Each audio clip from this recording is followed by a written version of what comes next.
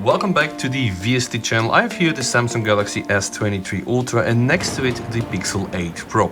In this video I'm going to be focusing on some performance testing, but before this I want to of course do a short introduction so that we really understand what do we have here and what are we testing.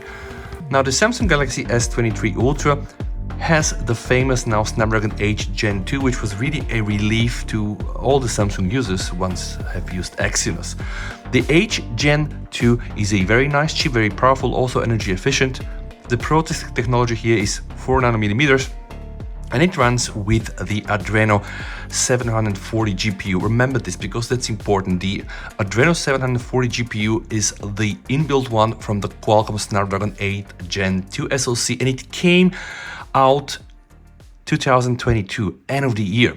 Why I'm saying this? Memorize, it's going to be interesting because here in the Pixel 8 Pro we have the Mali G715. This came also 2022, but somehow like May, June, something like this. And it was very interesting, guys, because ARM created the Mali G715 4th generation. This is how they call it, and they also call this the Immortalis G715. Offers 50% improvements of performance and also hardware-based ray tracing support. And that's important, and this is why I'm saying it, because that's the first ever ARM GPU to enable hardware-based ray tracing support. So although the Mali G715 Immortalis supports the ray tracing, the Tensor G3 simply don't have it, so I cannot show you the Solar Bay, which is a ray trace class platform test. And I also tried, believe me, I tried also with the GPU score in V2, which was one of the first ever Android tests for ray tracing. And I tested the S22 Ultra with the Exynos 2200. It beat really heavily the Xiaomi 13 with the 8 Gen 1. 8 Gen 1 was not so good. Remember, guys, the Samsung S22 Ultra running with the Exynos 2200 that was able to support hardware ray tracing. So Samsung didn't really do anything about it, and I was using some specific ray tracing tests to compare this. Now, the Tensor G3 is the main chip in the Pixel 8 Pro. Alright, so this is here kind of like the first differences. Both chips are running the 4 nanometers process technology, but we have 9 cores here and we have 8 cores on the S23 Ultra. So the configuration in the Pixel is we have one big core clocked at 2.9 gigahertz, 4 medium cores 2.37, and then another 4 cores running up to 1.7, so 9 cores altogether. You can just see this is the family architecture. So the big core is the Cortex X3. It's the same core running here on the Samsung S23 Ultra, but here the core is clocked higher, so 3.36 gigahertz versus barely even not 3.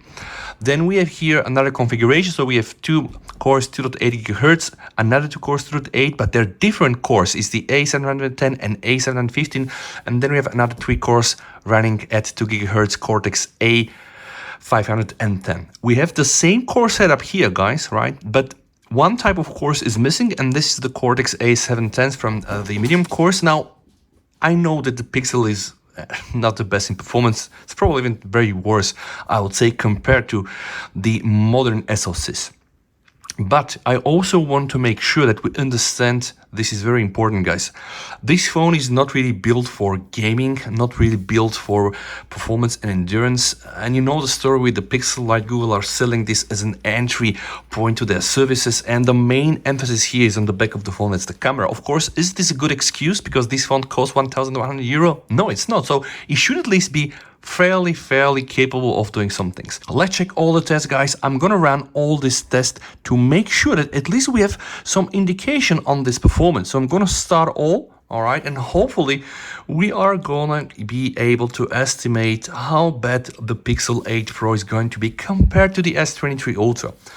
Because you've seen the test, you've seen the benchmarks, and we know the Tensor G3 is nearly not even close to the Snapdragon 8 Gen 2. They even compare it to some of the SoCs that came out 3-4 years ago, right? But anyway, those are the tests. This is the channel. If you're here for the first time, you might as well want to check my full in-depth Pixel 8 Pro camera review, which I believe Pixel and Google tried to fix some things. And yeah, let's try to see what we are going to get. I'm going to fast forward this and also measure with the temp gun and some specific moments, guys, so that I can really minimize your watching time. Thanks so much. Let's start.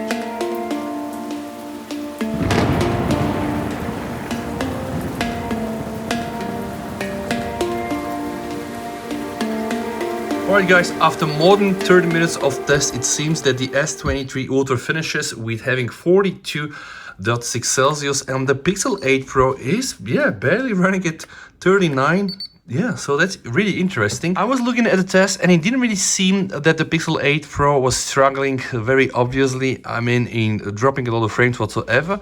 But I think it's really very obvious that the S23 Ultra with the 8 Gen 2 and with the Adreno 740 was able to just finish first. So it's going to be interesting to see also how much battery we lost over time. But it's clearly that the Qualcomm Adreno 740 that is integrated within the Qualcomm 8 Gen 2 is still powerful. Oh, okay, it's here. Now, all right, first results are here. So 71% of the battery, so that's, I think, good. 67% of battery here. If we have to equalize it because we started with a bit of a difference, I think it's going to be just the same. But now, guys, let's look and analyze the test. 3000 frames, 45 FPS. Here we have lower frames, 36 FPS. Then on the second test, we have 22 FPS. Here we have only 16 FPS.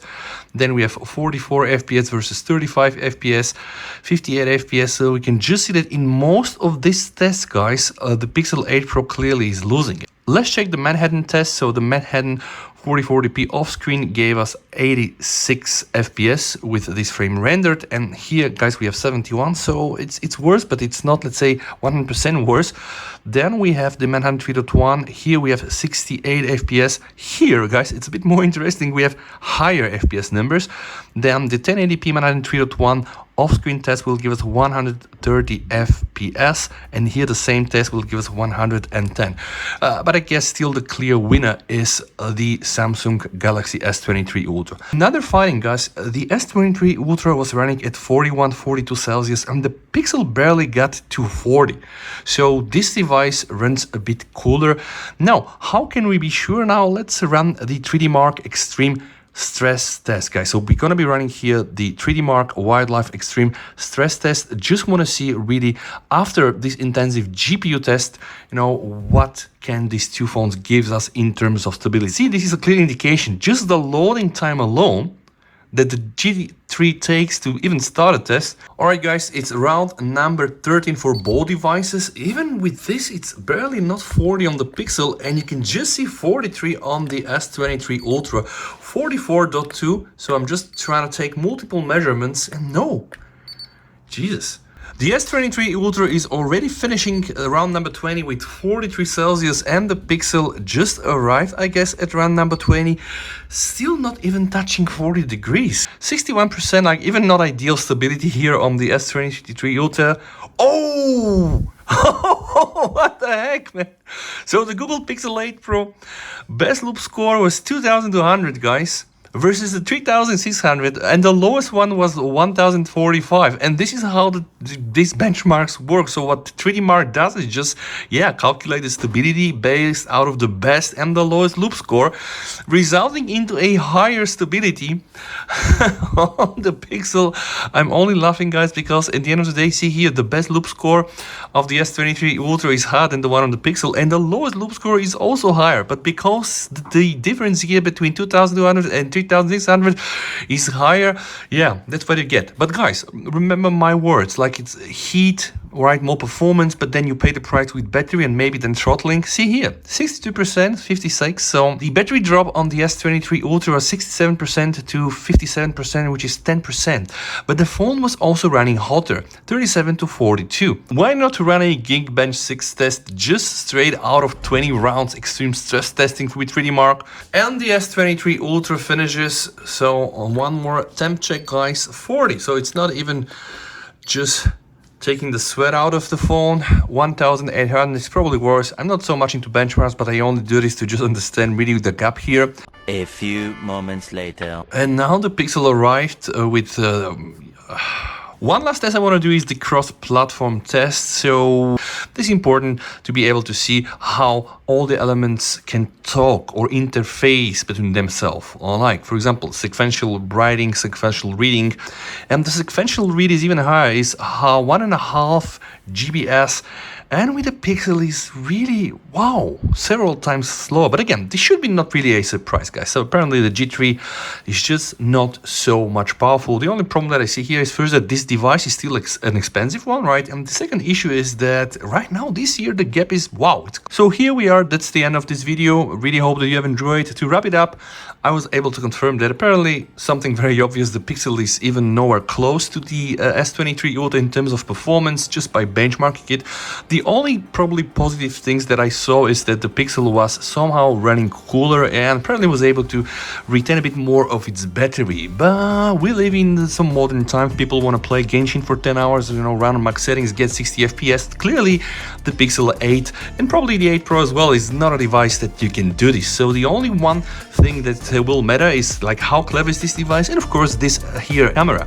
So this is again no new news, but I just wanted to make this video to understand really how big the gap is. Thank you so much for watching, guys.